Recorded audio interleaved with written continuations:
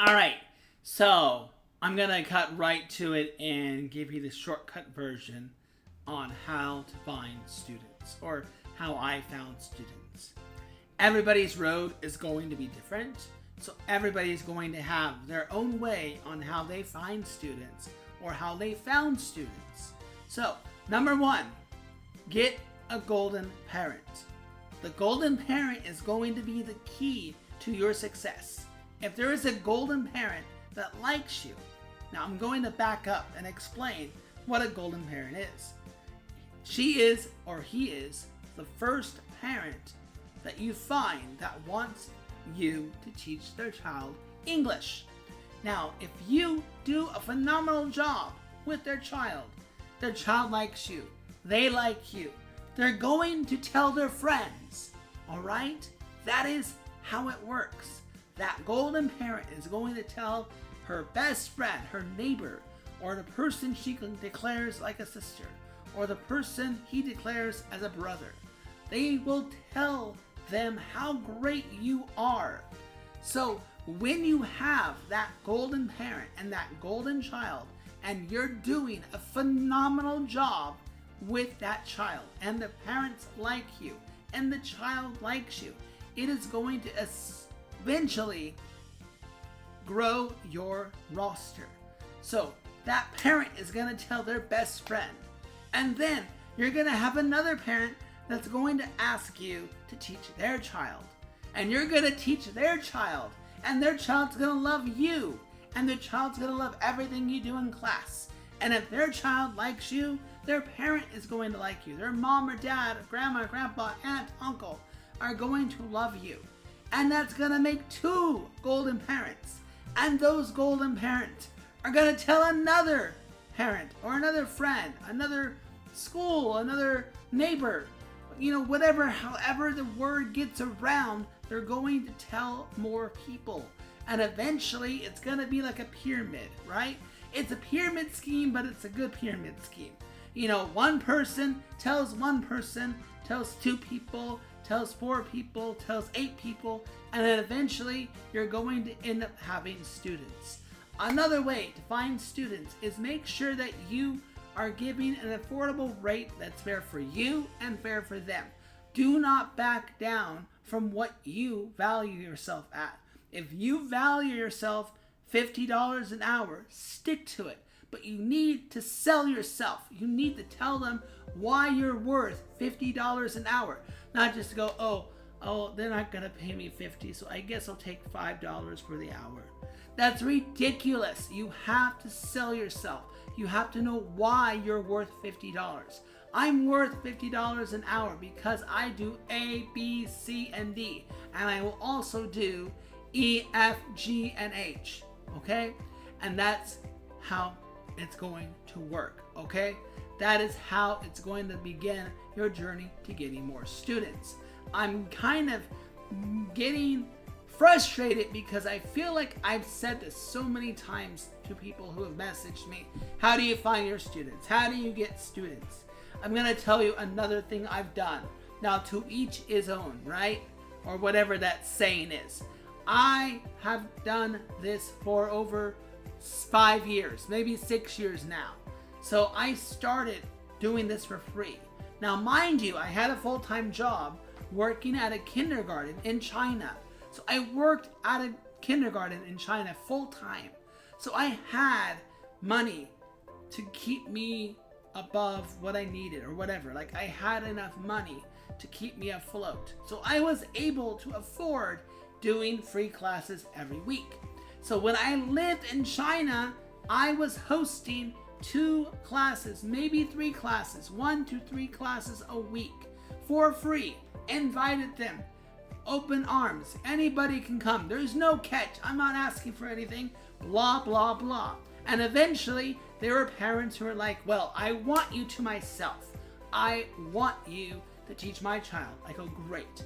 What time and how this is how much it's gonna be, and here is how you're going to pay. I was not in Vietnam at the time, and that's where the majority of my other parents came.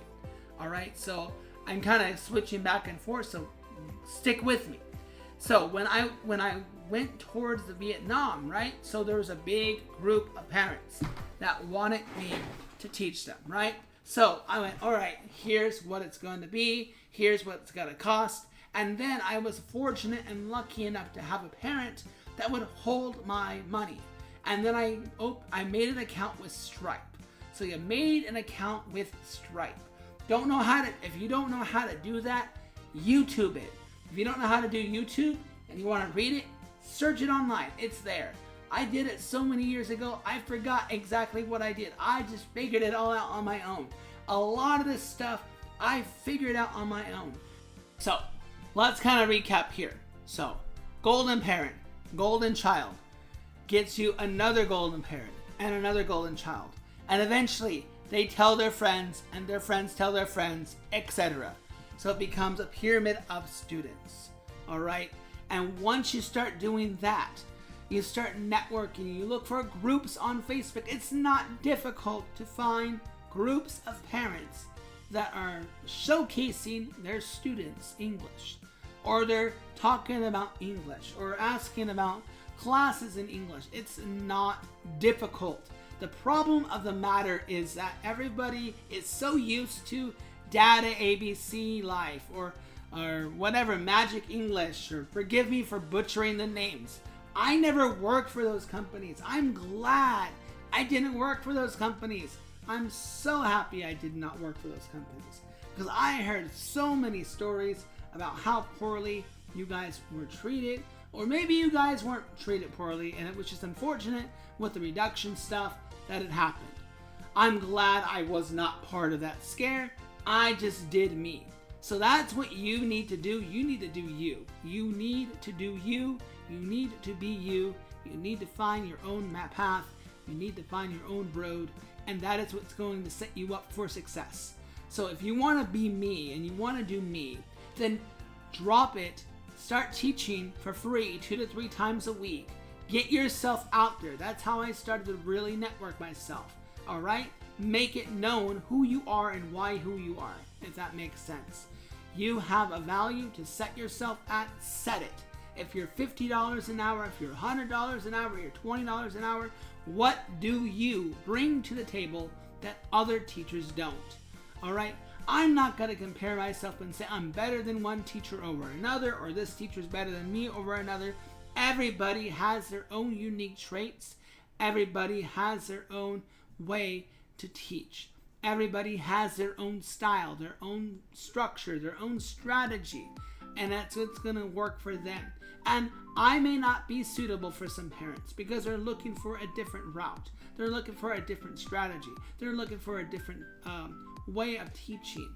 And for other parents, I may be suitable for them, for their child, because it works for them. The structure works for them.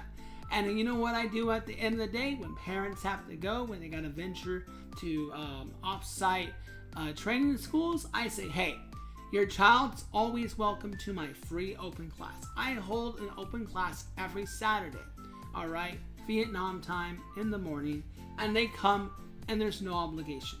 They come, we talk, we read, we play games, we do trivia. It's like a recreation class. It's a recreational class. I don't know if you're familiar with the Boys and Girls Club, but it's like kind of like a Boys and Girls Club environment. So it's a class that the children can call their own. This is a class that they want to come to class.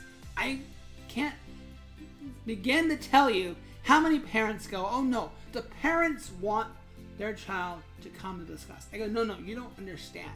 They want to come to class.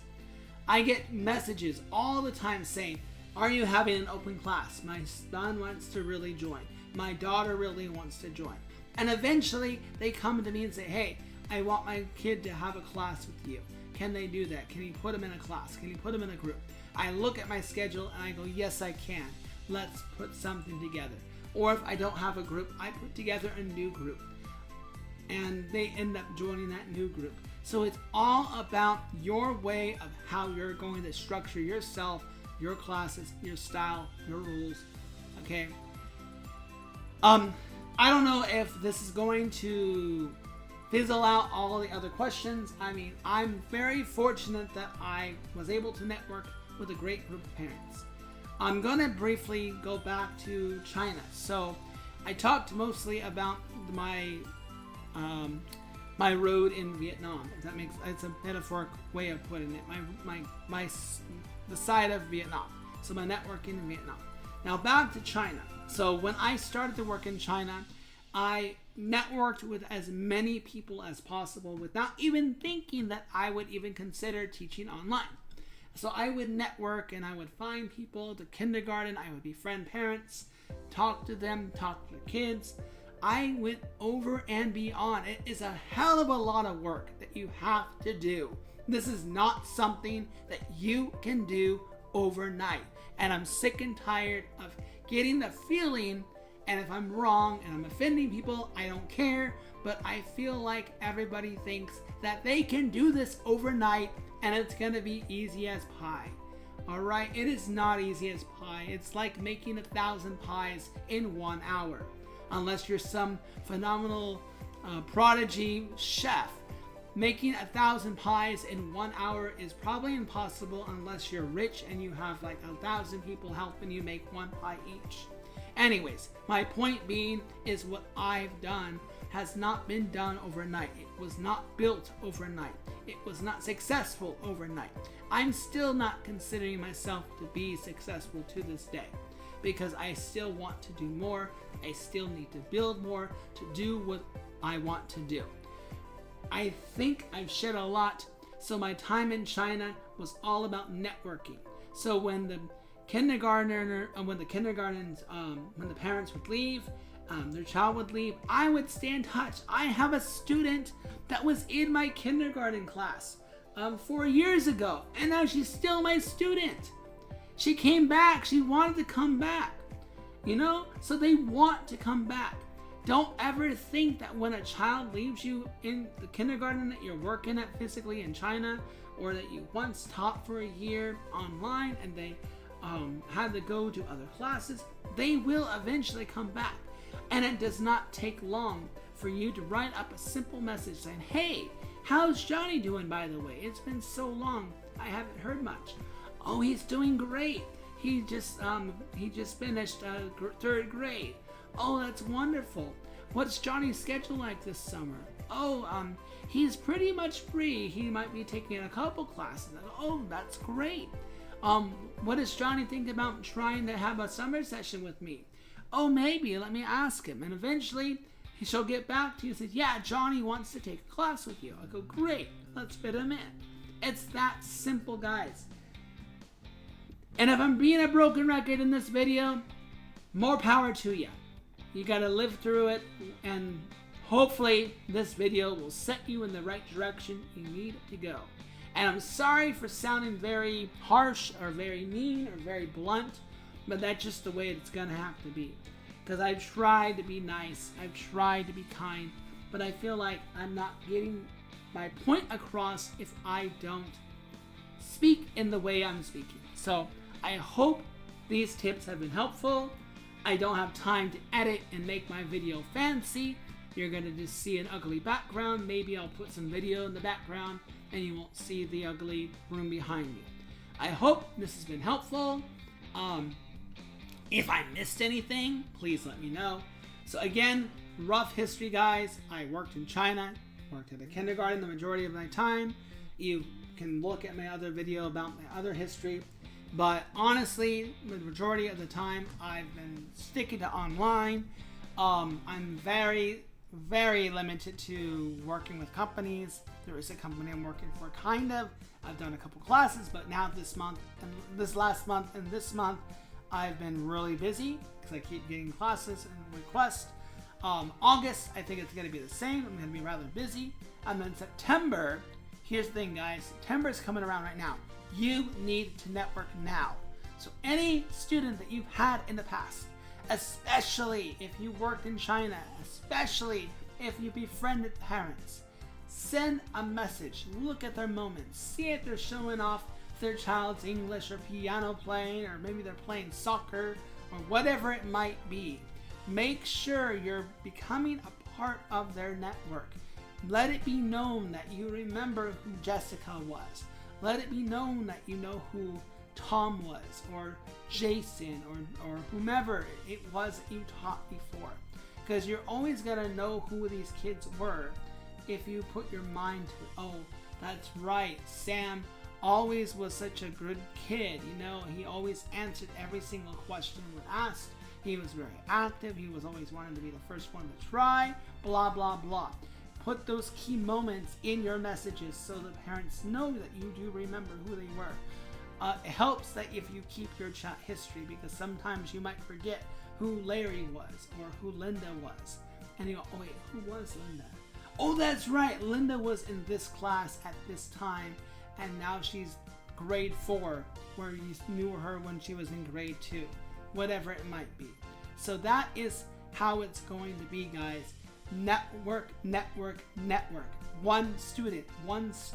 Start with one student. And then also start with groups. Parents are going to be very hesitant with groups. Alright? And again, this is just me. You can do as you want. There are some teachers that will charge the same rate per student. And there's teachers that, like myself, I will try to be as fair to myself, even though I know I should charge more, that I could charge a split rate. So a group of 4, split that rate, all right? Or something of that sort. So figure it out, guys. You guys got this, all right? I hope this has been helpful. And I got nothing else to say right now other than just a long pause at the end. So till next time, I'll see you soon. Bye-bye.